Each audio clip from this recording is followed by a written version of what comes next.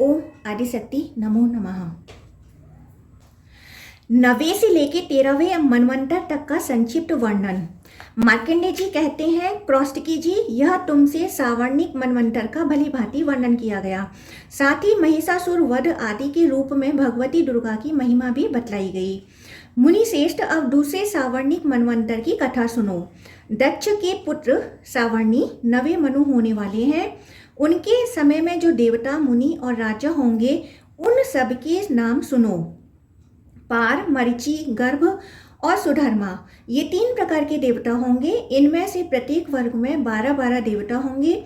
इस समय जो 6 मुखों वाले अग्नि कुमार कार्तिकेय हैं, वह ही उस मनवंतर में अद्भुत नाम वाले इंद्र होंगे। मेधातिथि, वसु, सत्य, ज्योतिष्मान, घुतिमान, सबल और हव्यवाहन, ये सप्तऋषि होंगे। धृष्टकेतु, बहरकेतु, पंचहस्त, निरामय, पृथुश्रवा, अर्चिष्मान, भूरिघूम्न तथा बृहदभ्य, ये दक्षपुत्र सावर्णी मनु के राजकुमार होंगे। अब 10वें मनु के मनवंतर का वर्णन सुनो। 10वें मनवंतर में ब्रह्मा जी के पुत्र बुद्धिमान सावर्णी का अधिकार होगा। ब्रह्मा सावर्णी मनवंतर में सुखासीन और निरुद्ध, ये 2 प्रकार के देवता होंगे। उनकी संख्या 100 होगी। उस समय 100 प्रकार के प्राणी उत्पन्न होंगे, इसलिए उनके देवता भी 100 ही होंगे। उस मनवंतर में इंद्र के समस्त गुणों से युक्त शांति नामक इंद्र होंगे। आपो मूर्ति, हवस्यमान, सुकृत, सत्य, नाभाग, अप्रतिम और वशिष्ठ, ये सप्तऋषि होंगे। सुक्षेत्र, उत्तमौजा, भूमिसेन, वीरवान, शतानीक, वृषभ, अनमित्र, जयद्रथ, भूरिगुम्न तथा सुपर्वा, ये मनु के पुत्र होंगे। अब धर्म के पुत्र सावर्णी का मनवंतर सुनो। धर्म सावर्णी मनवंतर में विहंगम, कामग तथा निर्माण रति, ये 3 प्रकार के देवता होंगे। इनमें से एक 30 देवताओं का समुदाय है। मास, ऋतु और दिन ये निर्माण रति कहलाएंगे। रात्रियों की संज्ञा विहंगम होगी और मुहूर्त संबंधी गण कामग कहलाएंगे। विख्यात पराक्रमी वृष उनके इंद्र होंगे। हविष्यमान, वरिष्ठ, अरुण नंदन, ऋष्टि, निश्वर, अनघ, महामुनि, विष्टि तथा अग्निदेव, ये 7 सप्तऋषि होंगे। सर्व, त्रग, सुशर्मा, देवानीक, पुरुदवह, हेमधनवा तथा जड़ायु, ये भविष्य में होने वाले राजा धर्म सावर्णी मनु के पुत्र होंगे। 12वां मनवंतर रुद्रपुत्र सावर्णी मनु का होगा। उसके आने पर सुधर्मा, सुमना, हरित, रोहित और सुवर्ण, ये 5 देवगण होंगे। इनमें से प्रत्येक गण 10-10 देवताओं का होगा। महाबली रथधामा उनका इंद्र होगा। घुति, तपस्वी, सुतपा, तपोमूर्ति, तपोनिधि, तपोरति तथा तपोधृति, ये 7 सप्तऋषि होंगे। देववान, उपदेव, देवश्रेष्ठ, विधुरथ, मित्रवान तथा मित्रविंद, ये भावी मनु के वंशज राजा होंगे। अब रौच्य नामक 13वें मनु के समय में होने वाले देवताओं, सप्तऋषियों तथा राजाओं का वर्णन सुनो। सुधर्मा, सुकर्मा और सुशर्मा, ये 3 उस समय के देवता होंगे। महाबली एवं महापराक्रमी दिवसपति उनके इंद्र होंगे।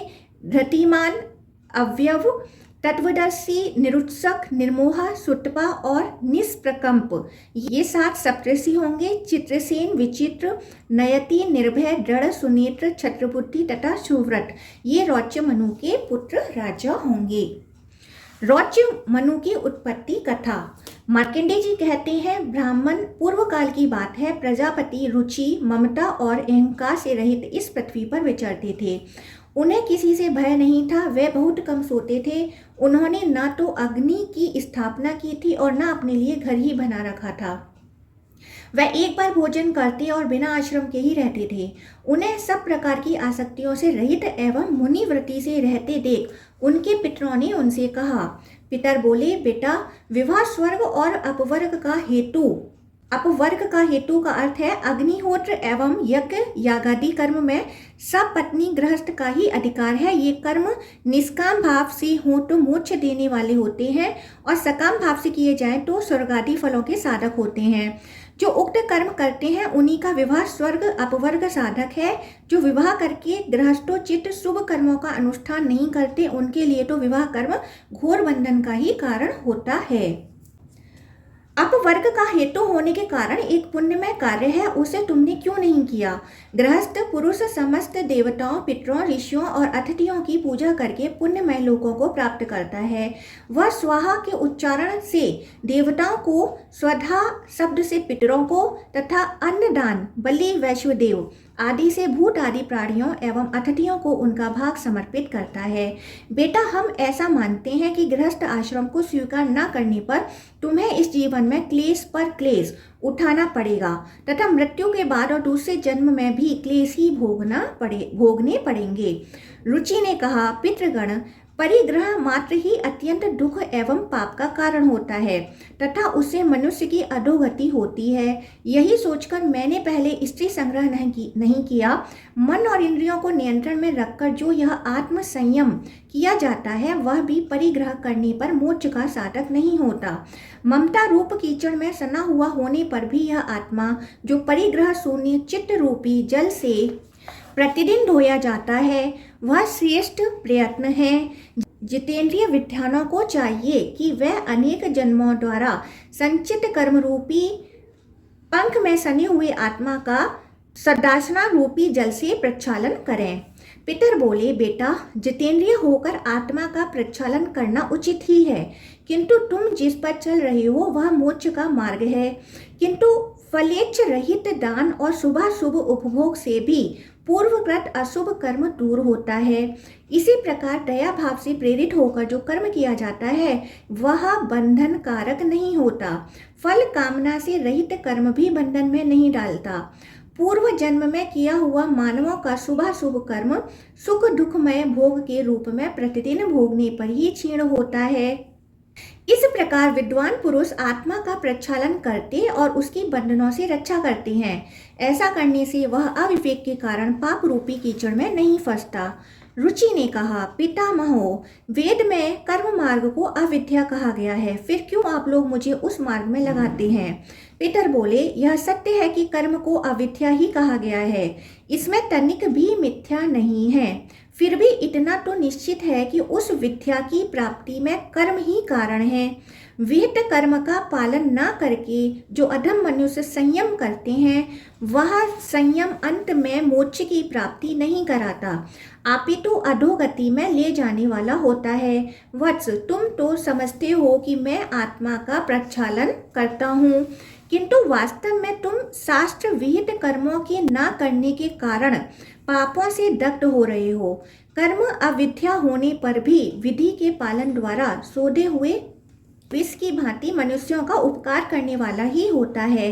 इसके विपरीत वह विद्या भी विधि की अवहेलना से निश्चय ही हमारे बंधन का कारण बन जाती है। अतः वत्स, तुम विधि पूर्वक स्त्री संग्रह करो, ऐसा न हो कि इस लोक का लाभ न मिलने के कारण तुम्हारा जन्म निष्फल हो जाए। रुचि ने कहा, पितरों, अब तो मैं बूढ़ा हो गया, भला मुझको कौन स्त्री देगा। इसके सिवा मुझ जैसे दरिद्र के लिए स्त्री को रखना बहुत कठिन कार्य है। पितर बोले, वत्स, यदि हमारी बात नहीं मानोगे तो हम लोगों का पतन हो जाएगा और तुम्हारी भी अधोगति होगी। मार्कंडेय जी कहते हैं, मुनिश्रेष्ठ, यूं कहकर पितर उनके देखते देखते वायु के बुझाए हुए दीपक की भांति सहसा अदृश्य हो गए। पितरों की बात से रुचि का मन बहुत उद्विग्न हुआ। वे अपने विवाह के लिए कन्या प्राप्त करने की इच्छा से पृथ्वी पर विचरने लगे। वे पितरों के वचन रूप अग्नि से दग्ध हो रहे थे। कोई कन्या न मिलने से उन्हें बड़ी भारी चिंता हुई। उनका चित्त अत्यंत व्याकुल हो उठा। इसी अवस्था में उन्हें यह बुद्धि सूझी कि मैं तपस्या के द्वारा श्री ब्रह्मा जी की आराधना करूं। ऐसा निश्चय करके उन्होंने कठोर नियम का आश्रय ले श्री ब्रह्मा जी की आराधना के निमित्त 100 वर्षों तक भारी तपस्या की। तदंतर लोक पितामह ब्रह्मा जी ने उन्हें दर्शन दिया और कहा, मैं प्रसन्न हूँ, तुम्हारी जो इच्छा हो मांग लो। तब रुचि ने जगत के आधारभूत ब्रह्मा जी को प्रणाम करके पितरों के कथा अनुसार अपना अभीष्ट निवेदन किया। रुचि की अभिलाषा सुनकर ब्रह्मा जी ने उनसे कहा, विप्रवर, तुम प्रजापति होोगे, तुमसे प्रजा की सृष्टि होगी। प्रजा की सृष्टि तथा पुत्रों की उत्पत्ति करने के साथ ही शुभ कर्मों का अनुष्ठान करके जब तुम अपने अधिकार का त्याग कर दोगे तब तुम्हें सिद्धि प्राप्त होगी। अब तुम स्त्री प्राप्ति की अभिलाषा लेकर पितरों का पूजन करो, वह ही प्रसन्न होने पर तुम्हें मनोवांछित पत्नी और पुत्र प्रदान करेंगे। भला पिता संतुष्ट हो जाएं तो वह क्या नहीं दे सकते। मार्कंडेय जी कहते हैं, मुने अव्यक्त जन्मा। ब्रह्मा जी के ये वचन सुनकर रुचि ने नदी के एकांत तट पर पितरों का तर्पण किया और भक्ति से मस्तक झुकाकर एकाग्न एवं संयचित हो नीचे लिखे श्रोतों द्वारा आदर पूर्वक उनकी स्तुति की। रुचि बोले, जो श्राद्ध में अधिष्ठाता देवता के रूप में निवास करते हैं तथा देवता भी श्राद्ध में स्वधांत वचनों द्वारा जिनका तर्पण करते हैं, उन पितरों को मैं प्रणाम करता हूँ। भक्ति और मुक्ति की अभिलाषा रखने वाले महर्षि गण स्वर्ग में भी मानसिक श्राद्धों के द्वारा भक्ति पूर्वक जिन्हें तृप्त करते हैं। सिद्ध गण दिव्य उपहारों द्वारा श्राद्ध में जिनको संतुष्ट करते हैं। आत्यंतिक समृद्धि की इच्छा रखने वाले गुहा की भी तन्मय होकर भक्ति भाव से जिनकी पूजा करते हैं। भूलोक में मनुष्य गण जिनकी सदा आराधना करते हैं। जो श्राद्धों में श्रद्धा पूर्वक पूजित होने पर मनोवांछित लोक प्रदान करते हैं। पृथ्वी पर ब्राह्मण लोग अभिलिखित वस्तु की प्राप्ति के लिए जिनकी अर्चना करते हैं तथा जो आराधना करने पर प्रजापत्य लोक प्रदान करते हैं, उन पितरों को मैं प्रणाम करता हूँ। तपस्या करने से जिनके पाप धुल गए हैं तथा जो संयम पूर्वक आहार करने वाले हैं, ऐसे वनवासी महात्मा वन के फल मूलों द्वारा श्राद्ध करके जिन्हें तृप्त करते हैं, उन पितरों को मैं मस्तक झुकाता हूँ। नैष्ठिक ब्रह्मचर्य व्रत का पालन करने वाले संयम आत्मा ब्राह्मण समाधि के द्वारा जिन्हें सदा तृप्त करते हैं। क्षत्रिय सब प्रकार के श्राद्धोपयोगी पदार्थों के द्वारा विधिवत श्राद्ध करके जिनको संतुष्ट करते हैं। जो तीनों लोकों को अभीष्ट फल देने वाले हैं। स्वकर्म परायण वैश्य पुष्प धूप अन्न और जल आदि के द्वारा जिनकी पूजा करते हैं तथा शूद्र भी श्राद्धों द्वारा भक्ति पूर्वक जिनकी तृप्ति करते हैं और जो संसार में सुकाली के नाम से विख्यात हैं, उन पितरों को मैं प्रणाम करता हूँ। पाताल में बड़े बड़े दैत्य भी दंभ और मद त्याग कर श्राद्धों द्वारा जिन स्वधा भोजी पितरों को सदा तृप्त करते हैं। मनोवांछित भोगों को पाने की इच्छा रखने वाले नागगण रसातल में संपूर्ण भोगों एवं श्राद्धों से जिनकी पूजा करते हैं तथा मंत्र भोग और संपत्तियों से युक्त समर्पण भी रसातल में ही विधिपूर्वक श्राद्ध करके जिन्हें सर्वदा तृप्त करते हैं, उन पितरों को मैं नमस्कार करता हूँ। जो साक्षात देवलोक में अंतरिक्ष में और भूतल पर निवास करते हैं, देवता आदि समस्त देहधारी जिनकी पूजा करते हैं, उन पितरों को मैं नमस्कार करता हूँ। वे पितर मेरे द्वारा अर्पित किए हुए इस जल को ग्रहण करें। जो परमात्मा स्वरूप पितर मूर्तिमान होकर विमानों में निवास करते हैं, जो समस्त क्लेशों से छुटकारा दिलाने में हेतु हैं तथा योगीश्वर गण निर्मल हृदय से जिनका यजन करते हैं, उन पितरों को मैं प्रणाम करता हूँ। जो स्वधा भोजी पितर दिव्य लोक में मूर्तिमान होकर रहते हैं, काम्य फल की इच्छा रखने वाले पुरुष की समस्त कामनाओं को पूर्ण करने में समर्थ हैं और निष्काम पुरुषों को मोक्ष प्रदान करने वाले हैं, उनको मैं प्रणाम करता हूँ। वे समस्त पितर इस जल से तृप्त हों जो चाहने वाले पुरुषों को इच्छा अनुसार भोग प्रदान करते हैं, देवत्व इंद्रतत्व तथा उससे ऊंचे पद की प्राप्ति कराते हैं।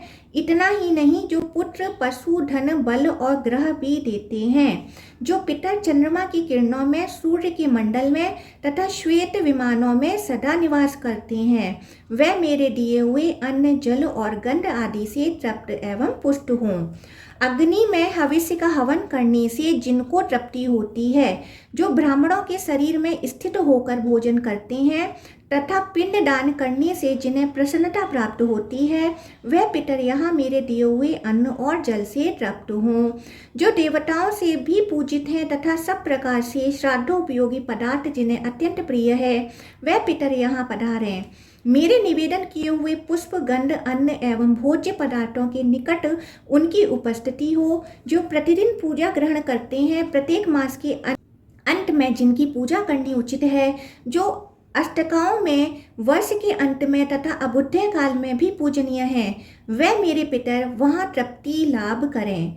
जो ब्राह्मणों के यहाँ कुमुद और चंद्रमा के समान शांति धारण करके आते हैं, क्षत्रियों के लिए जिनका वर्ण नवोदित सूर्य के समान है, जो वैश्यों के यहाँ सुवर्ण के समान उज्ज्वल कांति धारण करते हैं, तथा शूद्रों के लिए जो श्याम वर्ण के हो जाते हैं, वे समस्त पितर मेरे दिए हुए पुष्प, गंध, धूप, अन्न और जल आदि से तथा अग्निहोत्र से सदा तृप्ति लाभ करें। मैं उन सबको प्रणाम करता हूँ।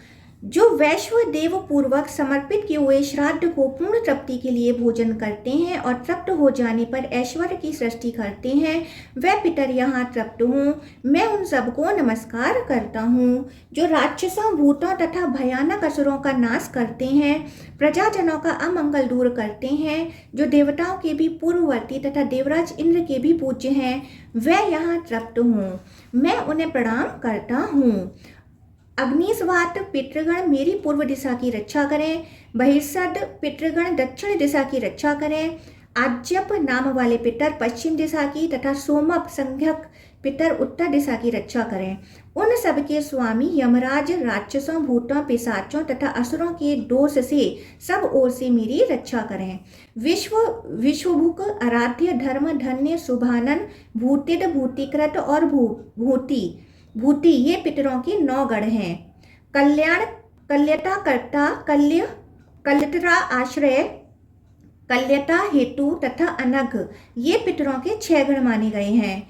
वर, वरेण्य, वरद, पुस्तिद, तुस्तिद, विश्वपाता तथा धाता ये पितरों के 7 गण हैं। महान, महात्मा, महित, महिमावान और महाबल ये पितरों के पापनाशक 5 गण हैं। सुखद, धनद, धर्मद और भूतिद ये पितरों के 4 गण कहे जाते हैं। इस प्रकार कुल 31 पितृगण हैं, जिन्होंने संपूर्ण जगत को व्याप्त कर रखा है। ये सब पूर्ण तृप्त होकर मुझ पर संतुष्ट हों और सदा मेरा हित करें। मार्कंडेय जी कहते हैं, मुने इस प्रकार स्तुति करते हुए रुचि के समक्ष सहसा एक बहुत ऊंचा तेज पुंज प्रकट हुआ, जो संपूर्ण आकाश में व्याप्त था। समस्त संसार को व्याप्त करके स्थित हुए उस महान तेज को देखकर रुचि ने पृथ्वी पर घुटने टेक दिए और इस श्लोक का गान किया। अर्चितानां मूर्तानां पितॄणां दीप्तेजसां नमस्यामि सदा तेषां ध्यानिनां दिव्यचक्षुषाम् इन्द्रादीनां च नितारो दक्षमारीचयोस्तथा सप्तर्षीणां तथान्येषां तान् नमस्यामि कामदान् मन्वादीनां मुनीन्द्राणां सूर्यचन्द्रमससोस्तथा तान् नमस्याम्यहं सर्वान् पितॄन् पशुदधावपि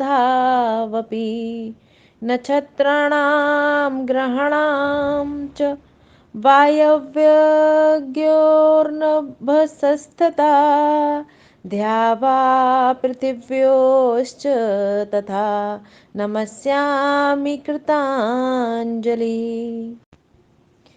देवशीणां जनित्रश्च सर्वलोक नमस्कृतान् अच्छस्यः सदा दात्रन् नमस्येऽहं कृताञ्जलिः।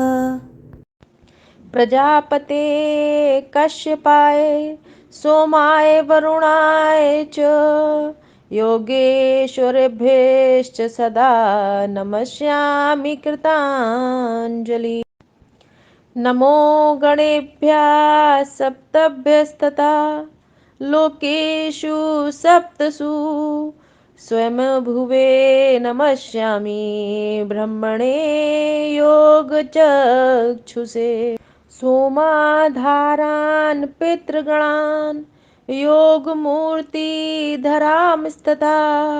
नमस्यामि तथा सोमं पितरं जगतामहम् अग्निरूपांस्तथैवान्यान् नमस्यामि पितॄनहम् अग्निशोममयं विश्वं यत् एतदशेषता ये तु तेजसी ये चेते सोमसूर्याग्निमूर्तयः जगत्स्वरूपिण च शिव तथा ब्रह्मस्वरूपिण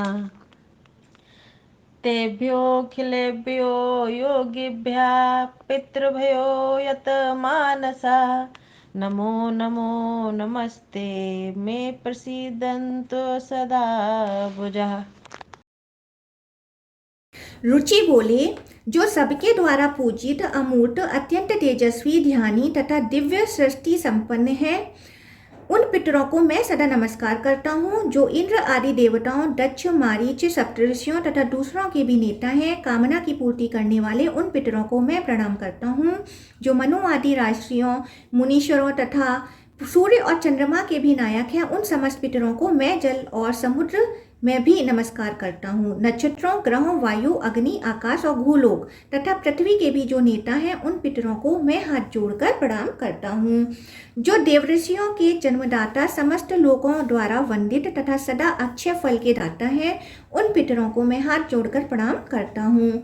प्रजापति, कश्यप, सोम, वरुण तथा योगेश्वरों के रूप में स्थित पितरों को सदा हाथ जोड़कर प्रणाम करता हूँ। सातों लोकों में स्थित 7 पितृगणों को नमस्कार है। मैं योग दृष्टि संपन्न स्वयंभू ब्रह्मा जी को प्रणाम करता हूँ। चंद्रमा के आधार पर प्रतिष्ठित तथा योग मूर्तिधारी पितृगणों को मैं प्रणाम करता हूँ। साथ ही संपूर्ण जगत के पिता सोम को नमस्कार करता हूँ तथा अग्नि स्वरूप अन्य पितरों को भी प्रणाम करता हूँ, क्योंकि यह संपूर्ण जगत अग्नि और सोममय है।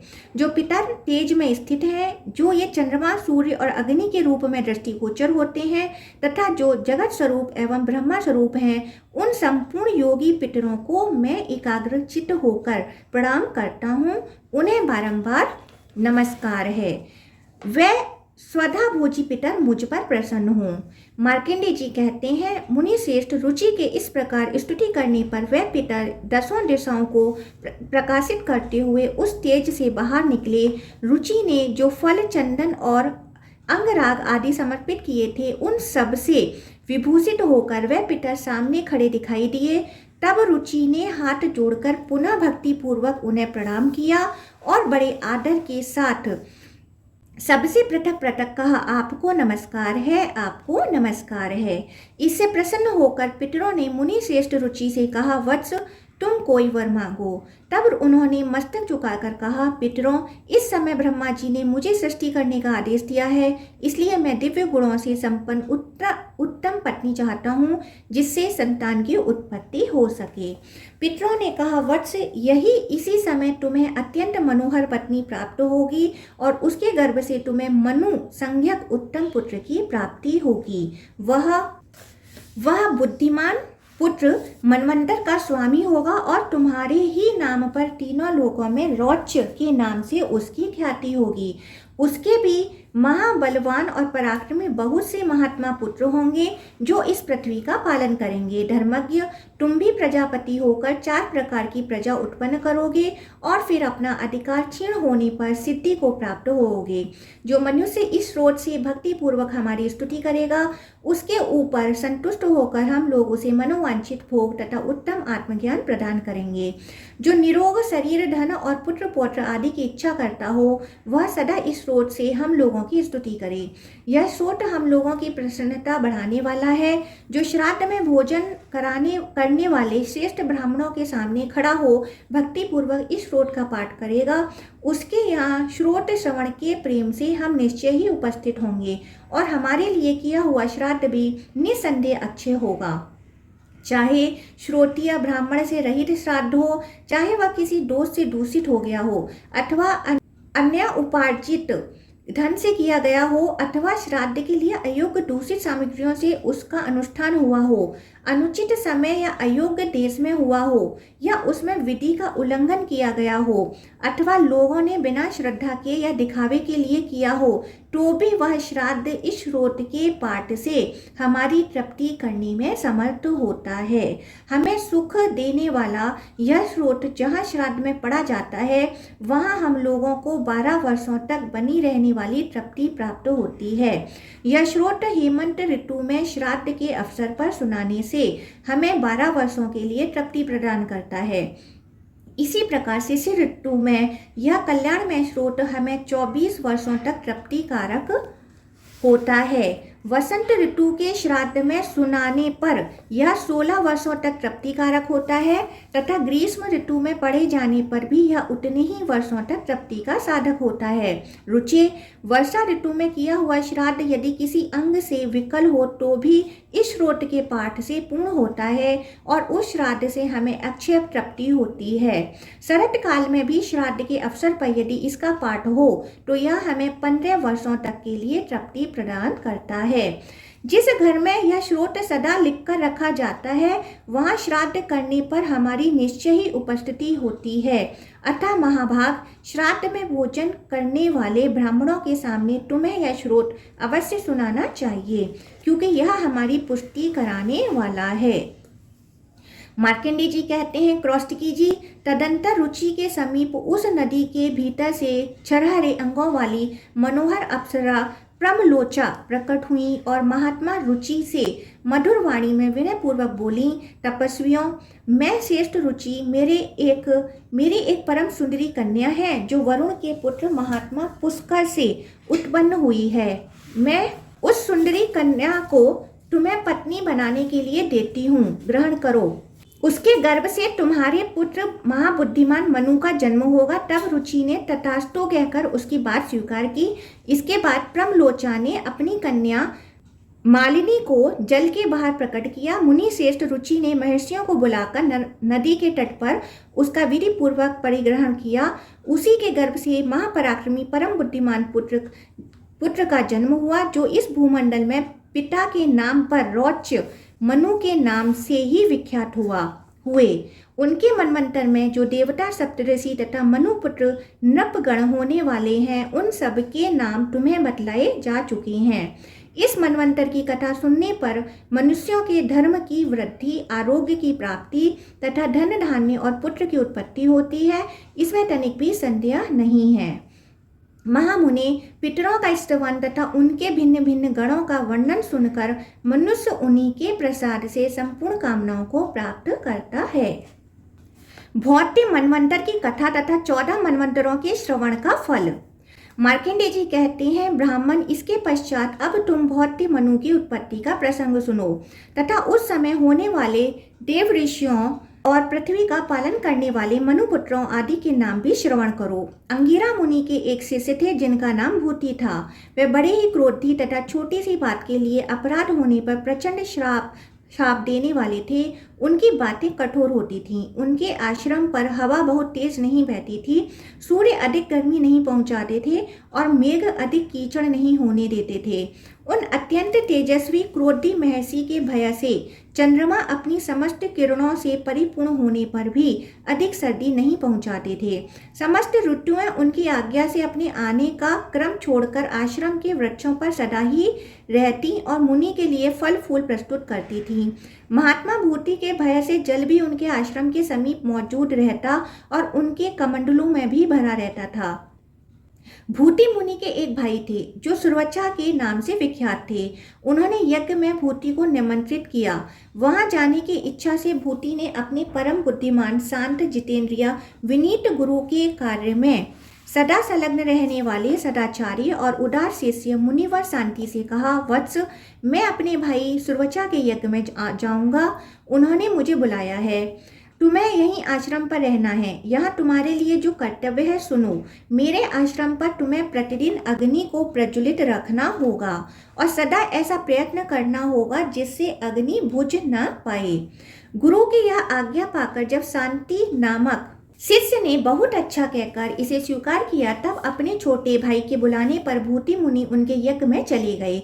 इधर शांति गुरु भक्ति के वश में होकर उन महात्मा गुरु की सेवा के लिए जब तक समिधा, फूल और फल आदि जुटाते रहे तथा अन्य आवश्यक कार्य करते रहे, तब तक भूति मुनि के द्वारा संचित अग्नि शांत हो गई। अग्नि को शांत हुआ देख शांति को बड़ा दुख हुआ और वह भूति के भय से बहुत चिंतित हुए। उन्होंने सोचा, यदि इस अग्नि के स्थान मैं दूसरी अग्नि स्थापित करूं तो सब कुछ प्रत्यक्ष देखने वाले मेरे गुरु अवश्य ही मुझे भस्म कर डालेंगे। मैं पापी अपने गुरु के क्रोध और शाप का कारण बनूंगा। मुझे अपने लिए उतना शोक नहीं है जितना कि गुरु के अपराध करने का शोक है। अग्नि शांत हुई देख गुरुदेव मुझे निश्चय ही शाप दे देंगे, जिनके प्रभाव से डर कर देवता भी उनके शासन में रहते हैं। वह मुझ अपराधी को शाप से दग्ध ना करें। इसके लिए क्या उपाय हो सकता है? अपने गुरु के डर से डरे हुए बुद्धिमानों में श्रेष्ठ शांति मुनि ने इस तरह अनेक प्रकार से सोच विचार करके अग्निदेव की शरण ली। उसने मन पर संयम किया और पृथ्वी पर घुटने टेक हाथ जोड़ एकाग्र चित्त हो श्रोत आरंभ किया। शांति ने कहा, समस्त प्राणियों के साधक महात्मा अग्निदेव को नमस्कार है। उनके 1, 2 और 5 स्थान है। वे राजसूय यज्ञ में 6 स्वरूप धारण करते हैं।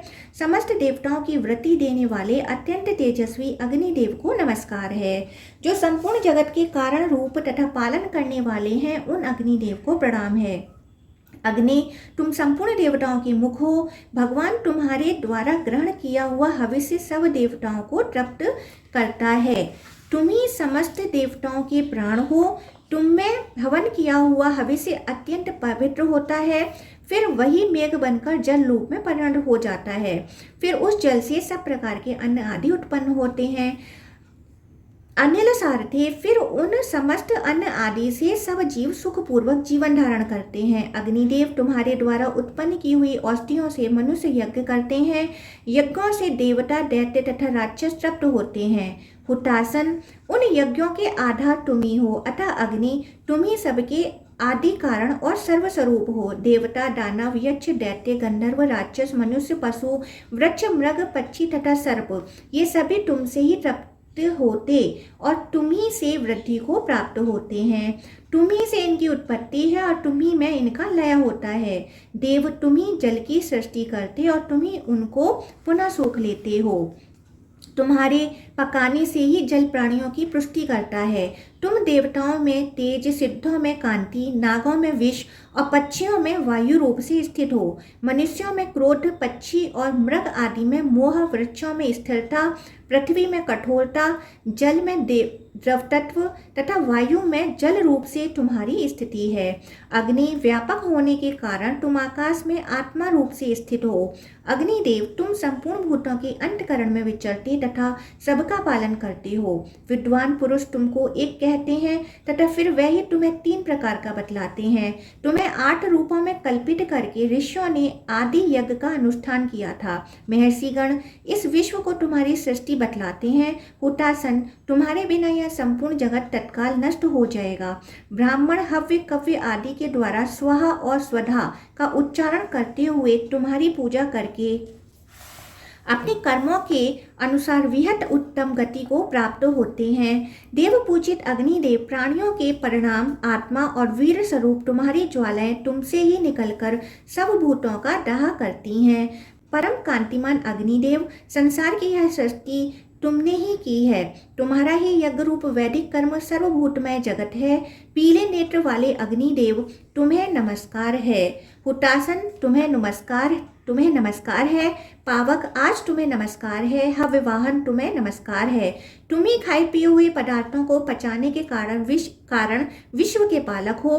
तुम ही खेती को पकाने वाले और जगत के पोषक हो। तुम ही मेघ हो, तुम ही वायु हो और तुम ही समस्त प्राणियों का पोषण करने के लिए खेती के हेतुभूत बीज हो।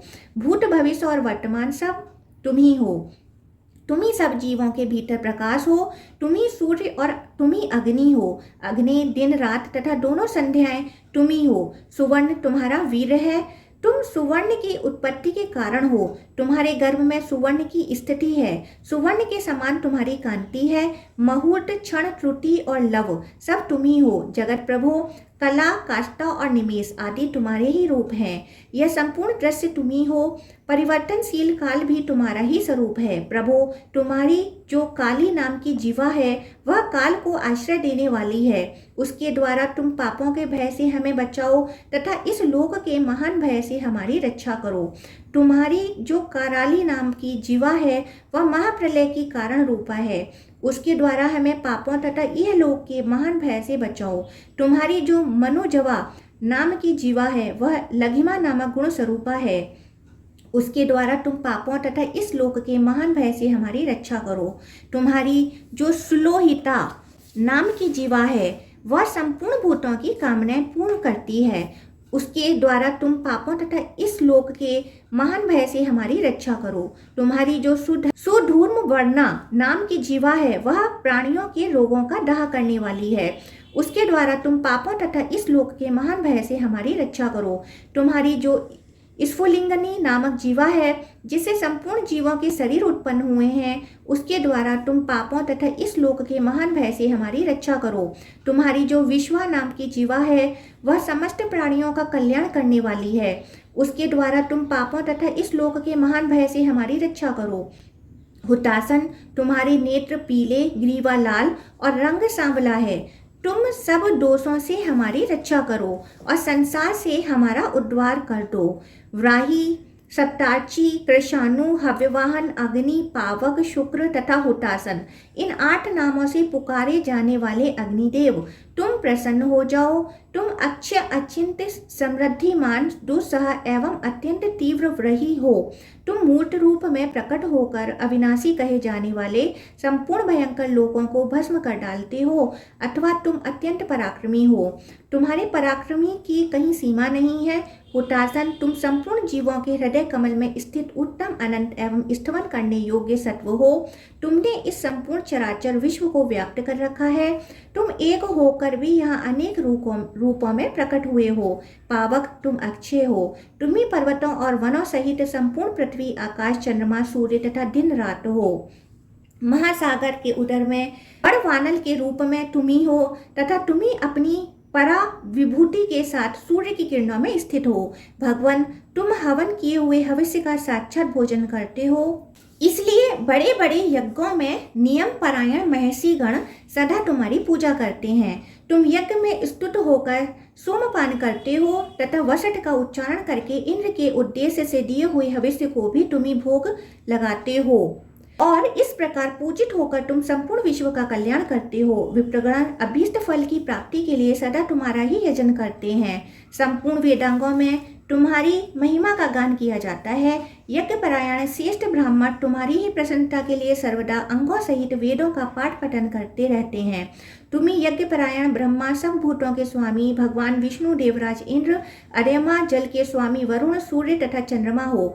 संपूर्ण देवता और असुर भी तुम्ही को हविष्यों द्वारा संतुष्ट करके मनोवांछित फल प्राप्त करते हैं।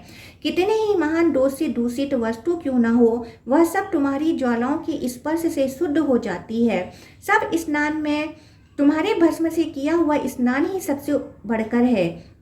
इसलिए मुनिगण संध्या काल में उसका विशेष रूप से सेवन करते हैं। शुचि नाम वाले अग्निदेव मुझ पर प्रसन्न हो। वायु रूप मुझ पर प्रसन्न हो। अत्यंत निर्मल कांति वाले पावक मुझ पर प्रसन्न हो। विद्युन्मय आज मुझ पर प्रसन्न हो। भविष्य भोजी अग्निदेव, तुम मेरी रक्षा करो। वह तुम्हारा जो कल्याणमय स्वरूप है देव, तुम्हारी जो 7 ज्वालामयी जीवाएं हैं उन सब के द्वारा तुम मेरी रक्षा करो। ठीक उसी तरह जैसे पिता अपने पुत्र की रक्षा करता है, मैंने तुम्हारी स्तुति की है। मार्कंडेय जी कहते हैं, मुने शांति के इस प्रकार स्तुति करने पर भगवान अग्निदेव ज्वालाओं से घिरे हुए उनके समक्ष प्रकट हुए। ब्राह्मण अग्निदेव उस स्रोत से बहुत संतुष्ट थे।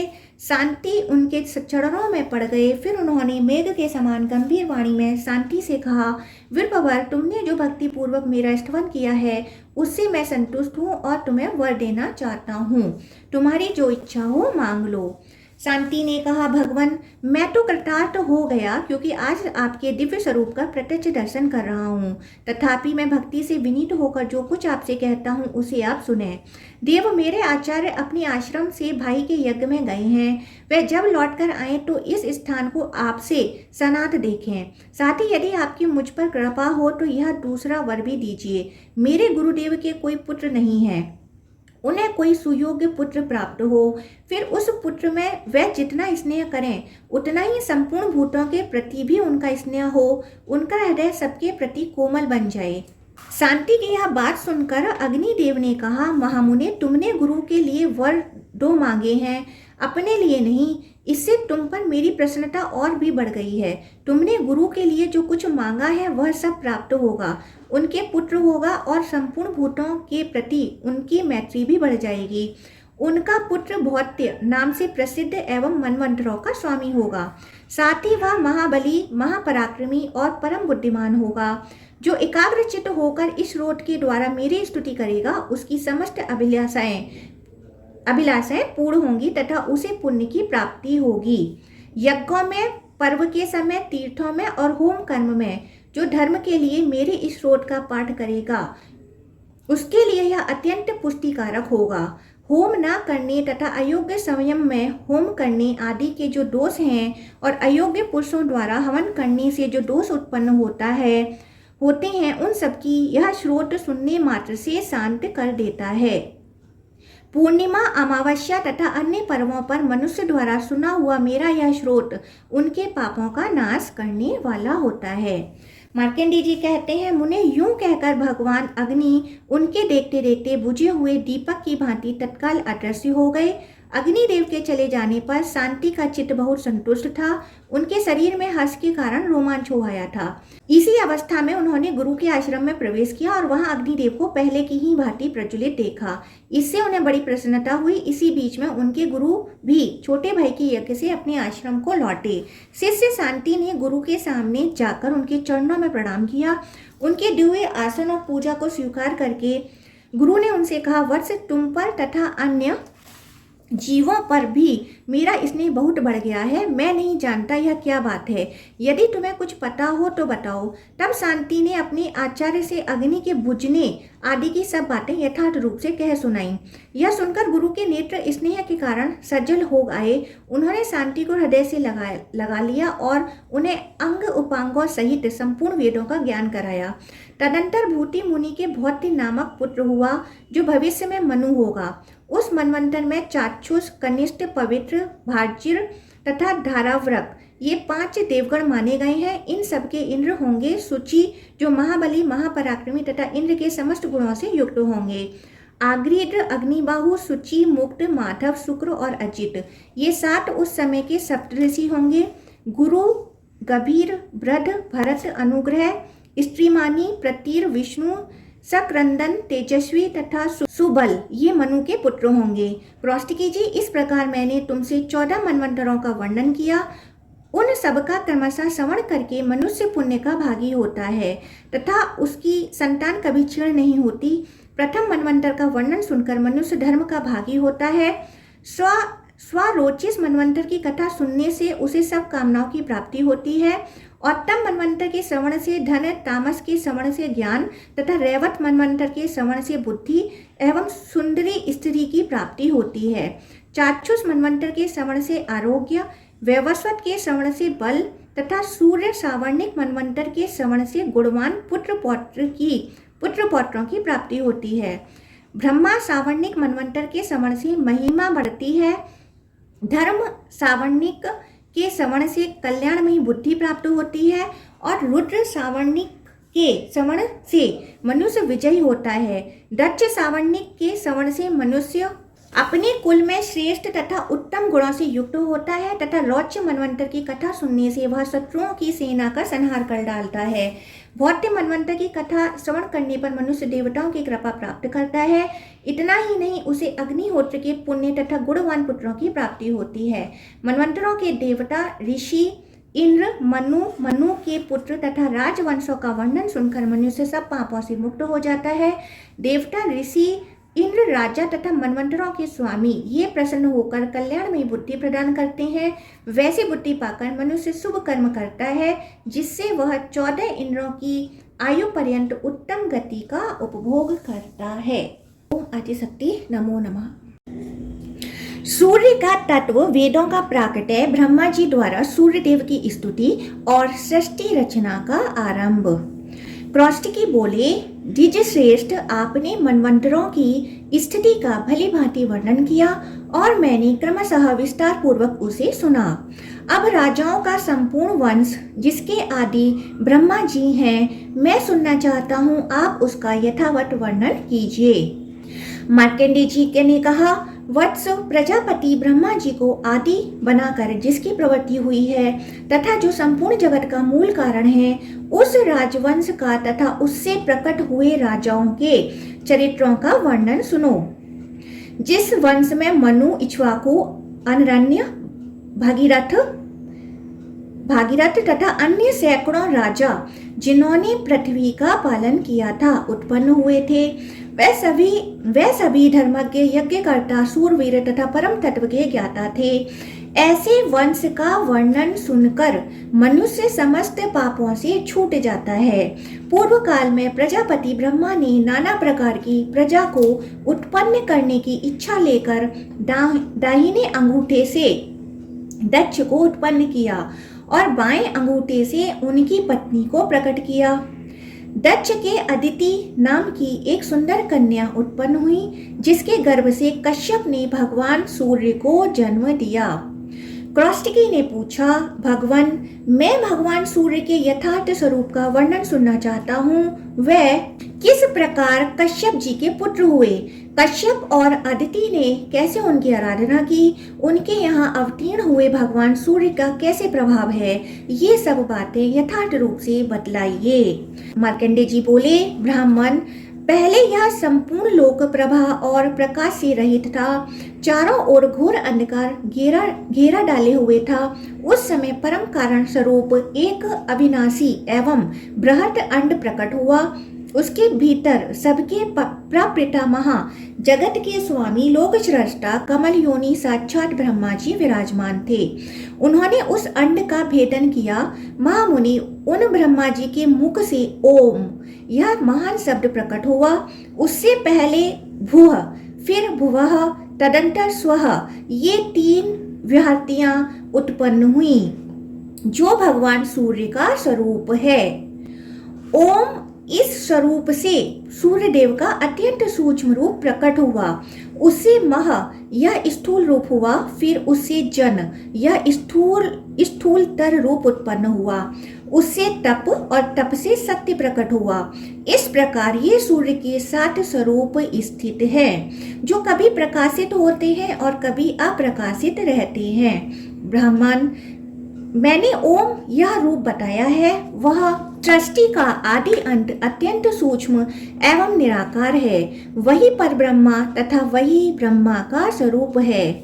उक्त अंड का भेदन होने पर अव्यक्ता जन्मा।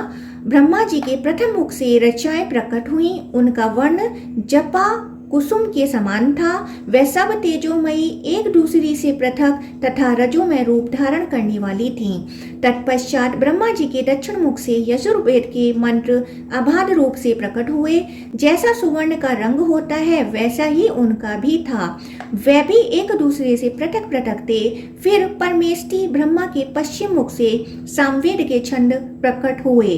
संपूर्ण अथर्ववेद, जिसका रंग भ्रमर और कज्जल राशि के समान काला है तथा जिसमें अभिचार एवं शांति कर्म के प्रयोग हैं, ब्रह्मा जी के उत्तर मुख से प्रकट हुआ। उसमें सुखमय सत्व गुण तथा तमोगुण की प्रधानता है। वह घोर और सौम्य रूप है।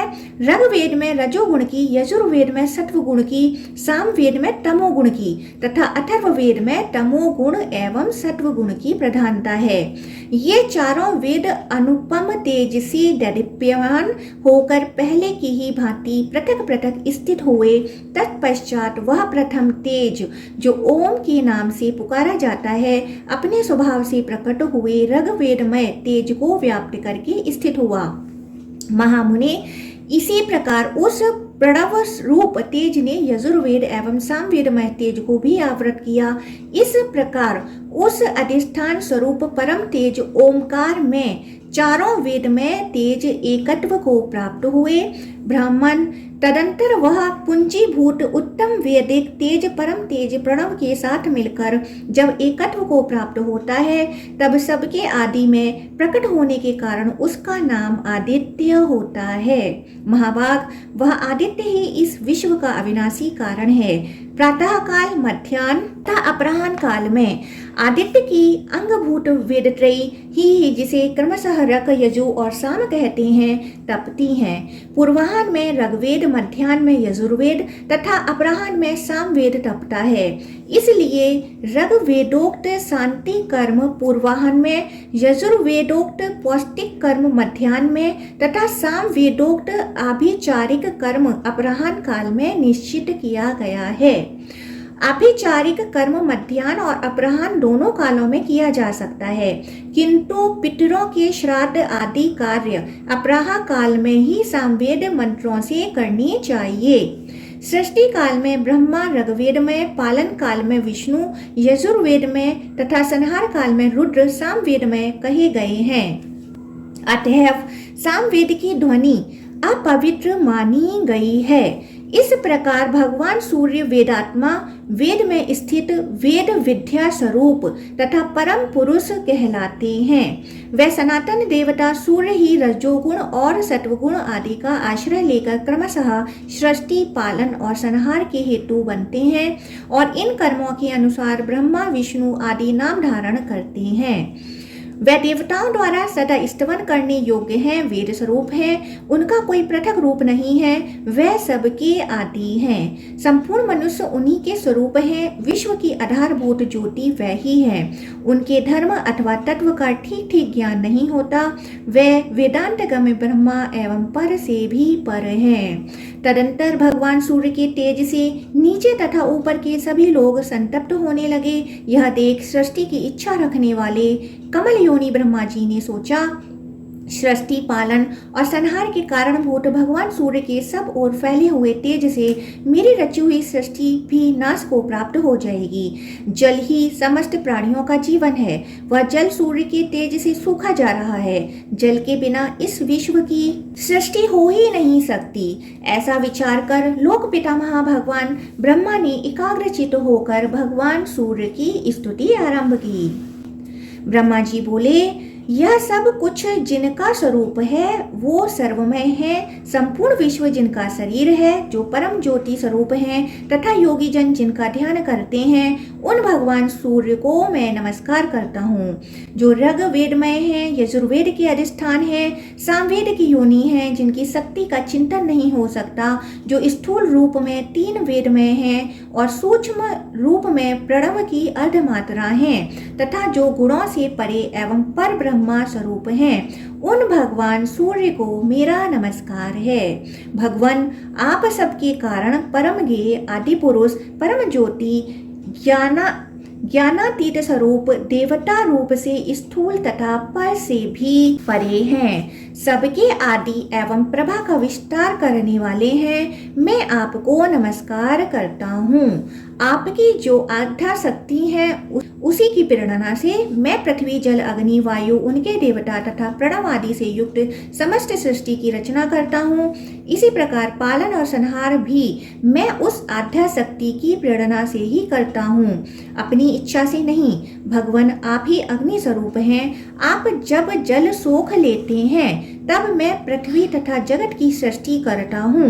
आप ही सर्वव्यापी एवं आकाश स्वरूप हैं तथा आप ही इस पांच भौतिक जगत का पूर्ण रूप से पालन करते हैं। सूर्यदेव, परमात्मा तत्व के ज्ञाता विद्वान पुरुष, सर्व यज्ञमय विष्णु स्वरूप आपका ही यज्ञों द्वारा यजन करते हैं तथा अपनी मुक्ति की इच्छा रखने वाले जितेंद्रिय यति, आप सर्वेश्वर परमात्मा का ही ध्यान करते हैं। देव स्वरूप आपको नमस्कार है, यज्ञ रूप आपको प्रणाम है, योगियों के ध्येय पर ब्रह्मा स्वरूप आपको नमस्कार है। प्रभो, मैं सृष्टि करने के लिए उद्धत हूँ और आपका यह तेज पुंज सृष्टि का विनाशक हो रहा है, अतः अपनी इस तेज को समेट लीजिए।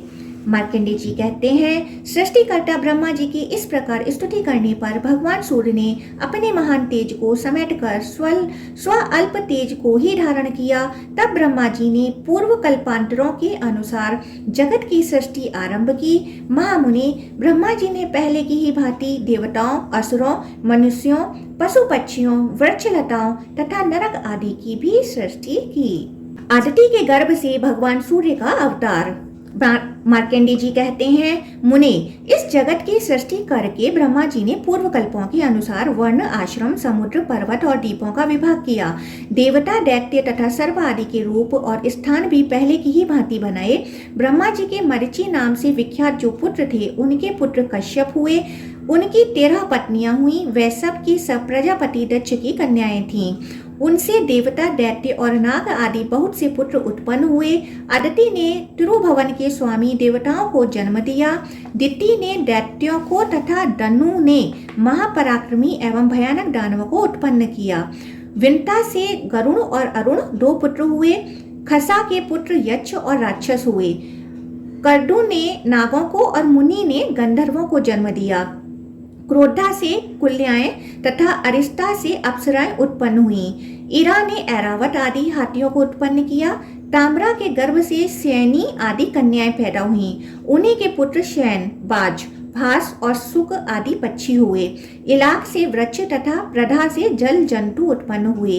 कश्यप मुनि के अदिति के गर्भ से जो संतानें हुई, उनके पुत्र पौत्र दौहित्र तथा उनके भी पुत्रों आदि से यह सारा संसार व्याप्त है।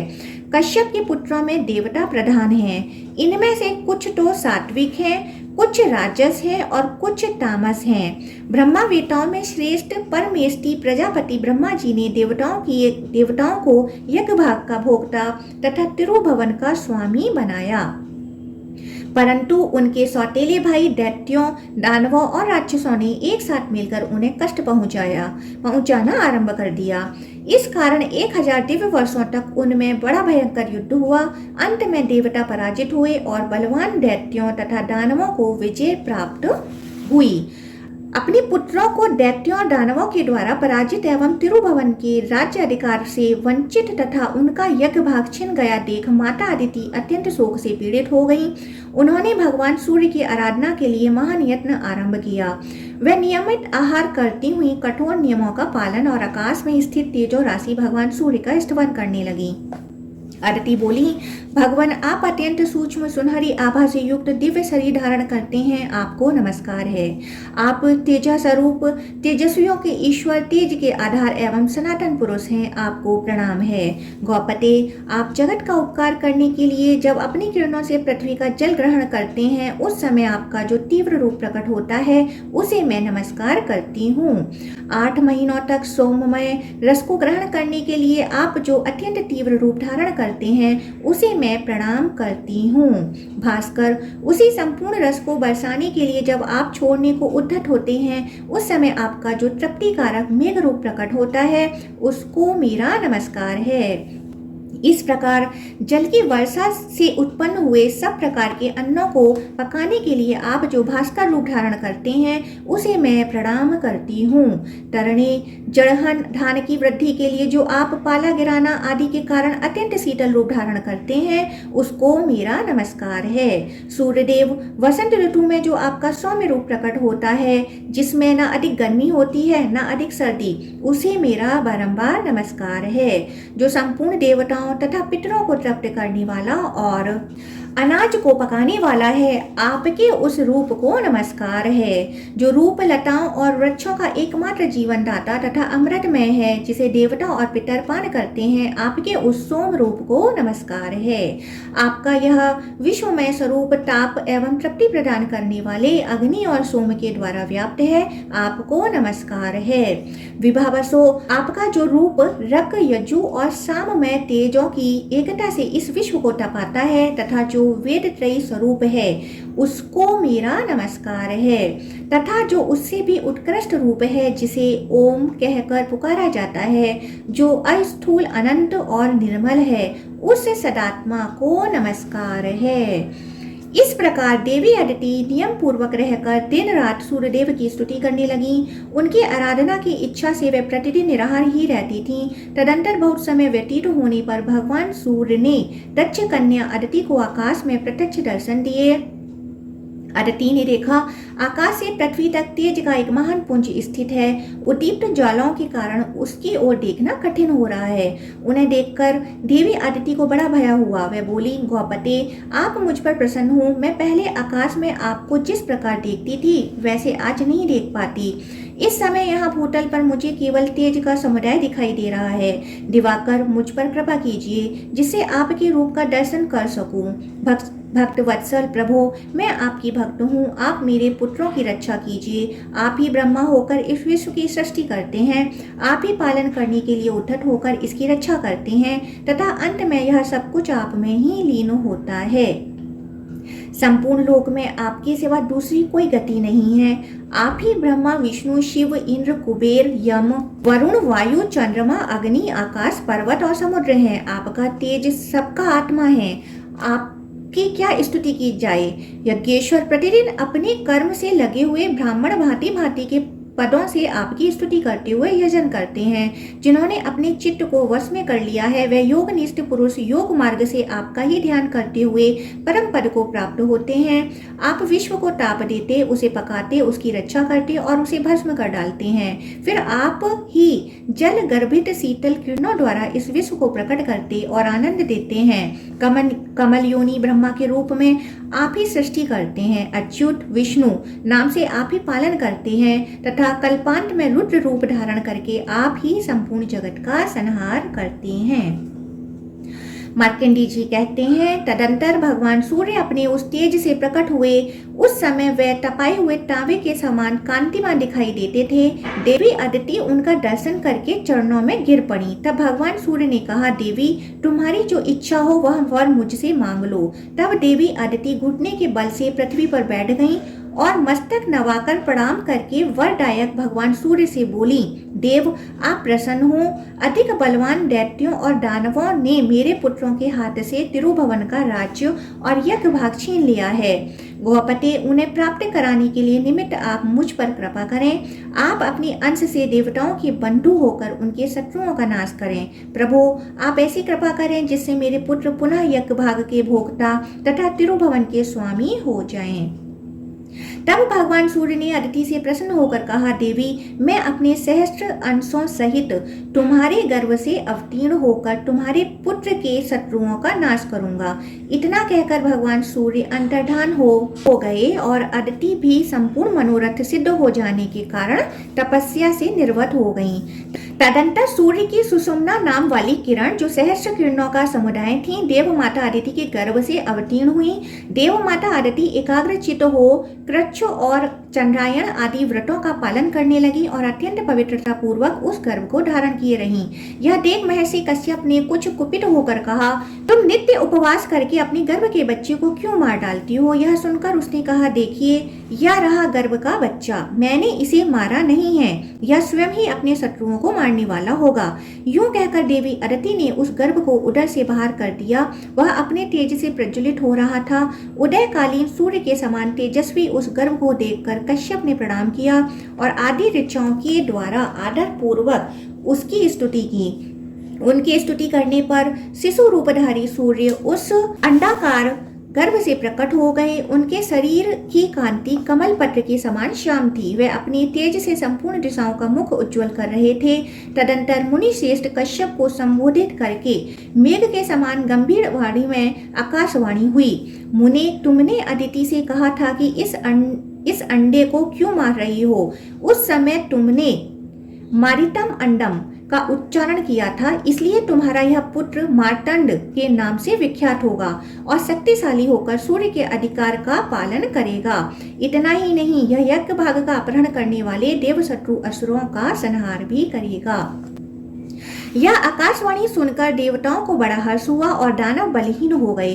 तब इंद्र ने दैत्यों को युद्ध के लिए ललकारा। दानव भी उनका सामना करने के लिए आ पहुंचे। फिर तो देवताओं का असुरों के साथ घोर संग्राम हुआ। उनके अस्त्र शस्त्रों की चमक से तीनों लोकों में प्रकाश छा गया। उस युद्ध में भगवान सूर्य की क्रूर क्रूर दृष्टि पड़ने तथा उनके तेज से दग्ध होने के कारण सब असुर जलकर भस्म हो गए। अब तो देवताओं के हर्ष की सीमा न रही। उन्होंने तेज के उत्पत्ति स्थान भगवान सूर्य और अदिति का स्तवन किया। उन्हें पूर्ववत अपने अधिकार और यज्ञ के भाग प्राप्त हो गए। भगवान सूर्य भी अपने अधिकार का पालन करने लगे। वह नीचे और ऊपर फैली हुई किरणों के कारण कदम्ब पुष्प के समान सुशोभित हो रहे थे। उनका मंडल गोलाकार अग्निपिंड के समान है। तदंतर भगवान सूर्य को प्रसन्न करके प्रजापति विश्वकर्मा ने विनय पूर्वक अपनी संज्ञा नाम की कन्या उनको ब्याह दी। विवस्वान से संज्ञा के गर्भ से वैवस्वत मनु का जन्म हुआ। वैवस्वत मनु की विशेष कथा पहले ही बतलाई जा चुकी है। सूर्य की महिमा के प्रसंग में राजा राज्यवर्धन की कथा। क्रौष्टिकी बोले, भगवान आपने आदि देव भगवान सूर्य के महात्मा और स्वरूप का विस्तार पूर्वक वर्णन किया। अब मैं उनकी महिमा का वर्णन सुनना चाहता हूँ। आप प्रसन्न होकर बताने की कृपा करें। मार्कंडेय जी ने कहा, ब्राह्मण, मैं तुम्हें आदि देव सूर्य का महात्मा बताता हूँ, सुनो। पूर्व काल में दम के पुत्र राज्यवर्धन बड़े विख्यात राजा हो गए हैं। अपने राज्य का धर्म पूर्वक पालन करते थे, इसलिए वहाँ के धन जन की दिनों दिन वृद्धि होने लगी। उस राजा के शासन काल में समस्त राष्ट्र तथा नगरों और गांव के लोग अत्यंत स्वस्थ एवं प्रसन्न रहते थे। वहाँ कभी कोई उत्पात नहीं होता था, रोग भी नहीं सताता था, सांपों के काटने का तथा अनावृष्टि का भय भी नहीं था। राजा ने बड़े बड़े यज्ञ किए, याचकों को दान दिए और धर्म के अनुकूल रहकर विषयों का उपभोग किया। इस प्रकार राज्य करते तथा प्रजा का भली भांति पालन करते हुए उस राजा के 60,000 वर्ष ऐसे बीत गए मानो एक ही दिन व्यतीत हुआ हो। दक्षिण देश के राजा विदुरथ की पुत्री माननी राज्यवर्धन की पत्नी थी। एक दिन वह सुंदरी राजा के मस्तक में तेल लगा रही थी। उस समय वह राज परिवार के देखते देखते आंसू बहाने लगी। रानी के आंसुओं की बूंदें जब राजा के शरीर पर पड़ी तो उसे मुख पर आंसू बहाती देख उन्होंने माननी से पूछा, देवी, यह क्या? स्वामी के इस प्रकार पूछने पर उस मनस्विनी ने कहा, कुछ नहीं। जब राजा ने बार बार पूछा तब उस सुंदरी ने राजा की केश राशि में एक पक्का बाल दिखाया और कहा, राजन, यह देखिए, क्या यह मुझ अभागिनी के लिए खेद का विषय नहीं है? यह सुनकर राजा हंसने लगे। उन्होंने वहां एकत्रित हुए समस्त राजाओं के सामने अपनी पत्नी से हंसकर कहा, सुबह, शोक की क्या बात है? तुम्हें रोना नहीं चाहिए। जन्म, वृद्धि और परिणाम आदि विकार सभी जीवधारियों के होते हैं। मैंने तो समस्त वेदों का अध्ययन किया, हजारों यज्ञ किए, ब्राह्मणों को दान दिया और मेरे कई पुत्र भी हुए। अन्य मनुष्यों के लिए जो अत्यंत दुर्लभ है, ऐसे उत्तम भोग भी मैंने तुम्हारे साथ भोग लिए। पृथ्वी का भली भांति पालन किया और युद्ध में भली भांति अपने धर्म को निभाया। भद्रे, और कौन सा ऐसा शुभ कर्म है जो मैंने नहीं किया? फिर इन पके बालों से तुम क्यों डरती हो? सुबह मेरे बाल पक जाएं, शरीर में झुर्रियां पड़ जाएं तथा यह देव भी शिथिल हो जाए, कोई चिंता नहीं है। मैं अपनी कर्तव्य का पालन कर चुका हूँ। कल्याणी, तुमने मेरे मस्तक पर जो पका बाल दिखाया है, अब वनवास लेकर उसकी भी दवा करता हूँ। पहले बाल्यावस्था और कुमारावस्था में तत्कालोचित कार्य किया जाता है, फिर युवावस्था में यौनोचित कार्य होते हैं तथा बुढ़ापे में वन का आश्रय लेना उचित है। मेरे पूर्वजों तथा उनके भी पूर्वजों ने ऐसा ही किया है, अतः मैं तुम्हारे आंसू बहाने का कोई कारण नहीं देखता। पक्के बाल का दिखाई देना तो मेरे लिए महान अभुत्य का कारण है। महाराज की यह बात सुनकर वहां उपस्थित हुए अन्य राजा, पुरवासी तथा पार्श्ववर्ती मनुष्य उनसे शांति पूर्वक बोले, राजन, आपकी इन महारानी को रोने की आवश्यकता नहीं है। रोना तो हम लोगों को अथवा समस्त प्राणियों को चाहिए, क्योंकि आप हमें छोड़कर वनवास लेने की बात मुंह से निकाल रहे हैं। महाराज, आपने हमारा लालन पालन किया है। आपके चले जाने की बात सुनकर हमारे प्राण निकल जाते हैं। आपने 60,000 वर्षों तक इस पृथ्वी का पालन किया है। अब आप वन में रहकर जो तपस्या करेंगे वह इस पृथ्वी पालन जनित पुण्य की 16वीं कला के बराबर भी नहीं हो सकती। राजा ने कहा, मैंने 60,000 वर्षों तक इस पृथ्वी का पालन किया। अब अब मेरे लिए यह वनवास का समय आ गया। मेरे कई पुत्र हो गए। मेरे संतानों को देखकर थोड़े ही दिनों में यमराज मेरा यहाँ रहना नहीं सह सकेगा। नागरिकों, मेरे मस्तक पर जो यह सफेद बाल दिखाई देता है, इसे अत्यंत भयानक कर्म करने वाली मृत्यु का दूत समझो। अतः मैं राज्य पर अपने पुत्र का अभिषेक कर कर सब भोगों को त्याग दूंगा और वन में रहकर तपस्या करूंगा। जब तक यमराज के सैनिक नहीं आते तभी तक यह सब मुझे कर लेना है। तदंतर वन में जाने की इच्छा से महाराज ने ज्योतिषियों को बुलाया और पुत्र के राज्य अभिषेक के लिए शुभ दिन एवं लग्न पूछे। राजा की बात सुनकर वह शास्त्रदर्शी ज्योतिषी व्याकुल हो गए। उन्हें दिन, लग्न और होरा आदि का ठीक ज्ञान न हो सका। तदंतर अन्य नगरों, अधीनस्थ राज्यों तथा उस नगर से भी बहुत से श्रेष्ठ ब्राह्मण आए और वन में जाने के लिए उत्सुक राजा राज्यवर्धन से मिले। उस समय उनका माथा कांप उठा। वे बोले, राजन, हम पर प्रसन्न होइए और पहले की भांति अब भी हमारा पालन कीजिए। आपके वन चले जाने पर समस्त जगत संकट में पड़ जाएगा, अतः आप ऐसा यत्न करें जिससे जगत को कष्ट ना हो। इसके बाद मंत्रियों, सेवकों, वृद्ध नागरिकों और ब्राह्मणों से मिलकर सलाह की। अब यह क्या करना चाहिए? राजा राज्यवर्धन अत्यंत धार्मिक थे। उनके प्रति सब लोगों का अनुराग था। इसलिए सलाह करने वाले लोगों में यह निश्चय हुआ कि हम सब लोग एकाग्रचित्त एवं भली भांति ध्यान परायण होकर तपस्या द्वारा भगवान सूर्य की आराधना करके इन महाराज के लिए आयु की प्रार्थना करें। इस प्रकार एक निश्चय करके कुछ लोग अपने घरों पर विधि पूर्वक अर्घ, उपचार आदि उपहारों से भगवान भास्कर की पूजा करने लगे। दूसरे लोग मौन रहकर ऋग्वेद, यजुर्वेद और सामवेद के जप से सूर्यदेव को संतुष्ट करने लगे। अन्य लोग निराहार रहकर नदी के तट पर निवास करते हुए तपस्या के द्वारा भगवान सूर्य की आराधना करने में लग गए। कुछ लोग अग्निहोत्र करते, कुछ दिन रात सूर्य सूक्त का पाठ करते और कुछ लोग सूर्य की ओर दृष्टि लगाकर खड़े रहते थे। सूर्य की आराधना के लिए इस प्रकार यत्न करने वाले उन लोगों के समीप आकर सुदामा नामक गंधर्व ने कहा, द्विजवरों, यदि आप लोगों को सूर्यदेव की आराधना अभीष्ट है तो ऐसा कीजिए जिससे भगवान भास्कर प्रसन्न हो सकें। आप लोग यहाँ से शीघ्र ही कामरूप पर्वत पर जाइए। वहाँ गुरु विशाल नामक वन है जिसमें सिद्ध पुरुष निवास करते हैं। वहां पर एकाग्रचित्त होकर आप लोग सूर्य की आराधना करें। वह परम हितकारी सिद्ध क्षेत्र है। वहां आप लोगों की सब कामनाएं पूर्ण होंगी। सुदामा की यह बात सुनकर वे समस्त द्विज गुरु विशाल वन में गए। वहां उन्होंने सूर्यदेव का पवित्र एवं सुंदर मंदिर देखा।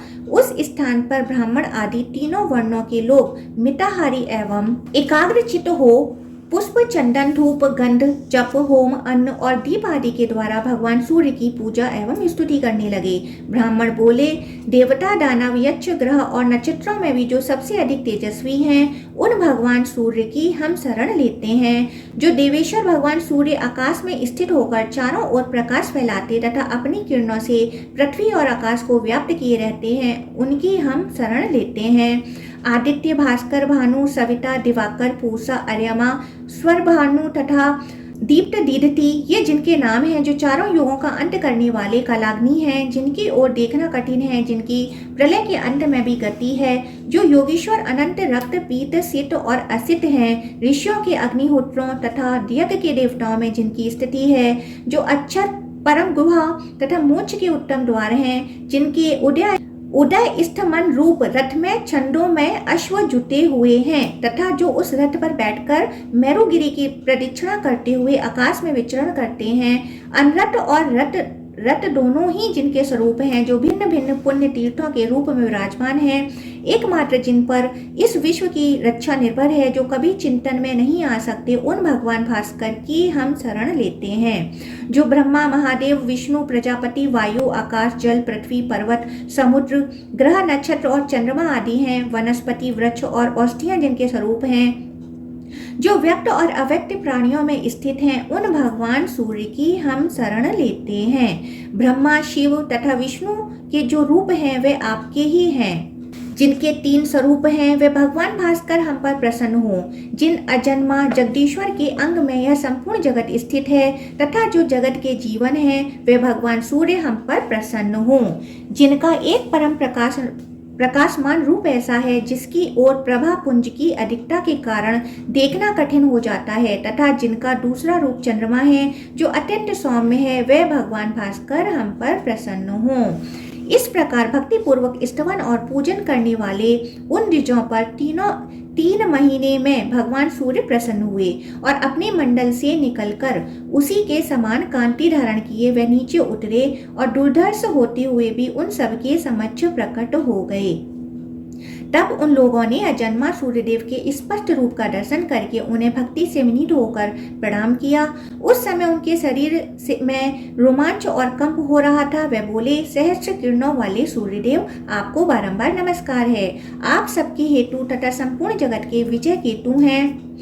आप ही सबके रक्षक, सबके पूज्य, संपूर्ण यज्ञों के आधार तथा योग वेताओं के ध्येय हैं। आप हम पर प्रसन्न हो। मार्कंडेय जी कहते हैं, तब भगवान सूर्य ने प्रसन्न होकर सब लोगों से कहा, द्विजगण, आपको जिस वस्तु की इच्छा हो वह मुझसे मांगें। यह सुनकर ब्राह्मण आदि वर्णों के लोगों ने उन्हें प्रणाम करके कहा, अंधकार का नाश करने वाले भगवान सूर्यदेव, यदि आप हमारी भक्ति से प्रसन्न हैं तो हमारे राजा राज्यवर्धन निरोग, शत्रु विजयी, सुंदर केशों से युक्त तथा स्थिर यौवन वाले होकर 10,000 वर्षों तक जीवित रहें।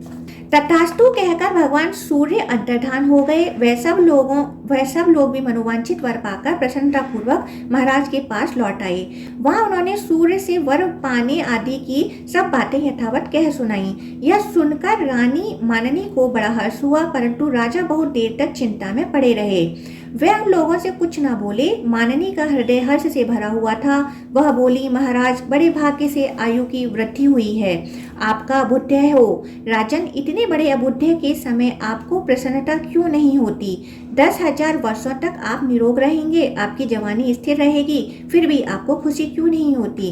राजा बोले, कल्याणी, मेरा अबुद्धय कैसे हुआ? तुम मेरा अभिनंदन क्यों करती हो? जब हजार दुख प्राप्त हो रहे हैं उस समय किसी को बधाई देना क्या उचित माना जाता है?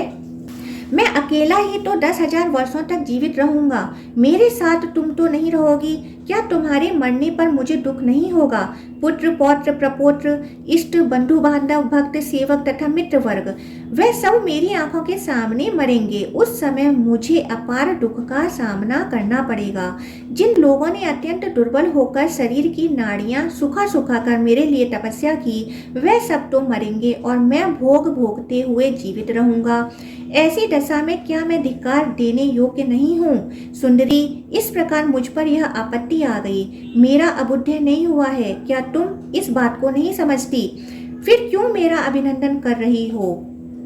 माननी बोली, महाराज, आप तो कहते हैं वह सब ठीक है। मैंने तथा पूर्ववासियों ने आपके प्रेमवश इस दोष की ओर नहीं देखा है।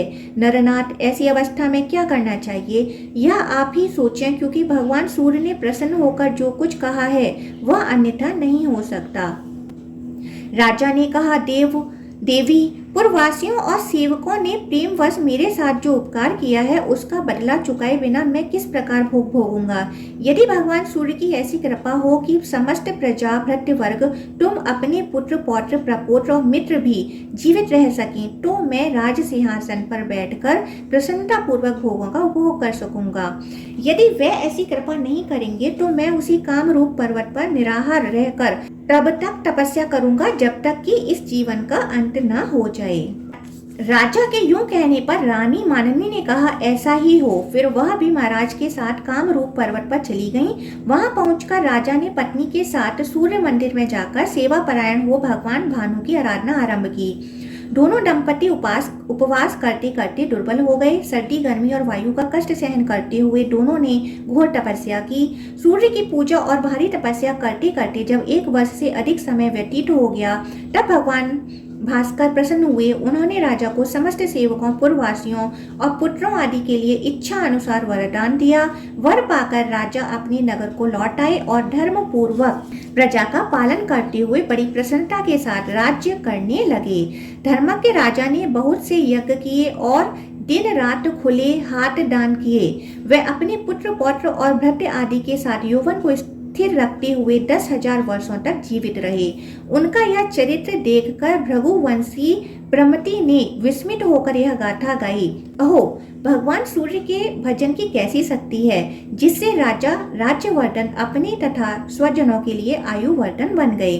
जो मनुष्य ब्राह्मणों के मुख से भगवान सूर्य के इस उत्तम महात्मा का श्रवण तथा पाठ करता है, वह 7 रात के किए हुए पापों से मुक्त हो जाता है।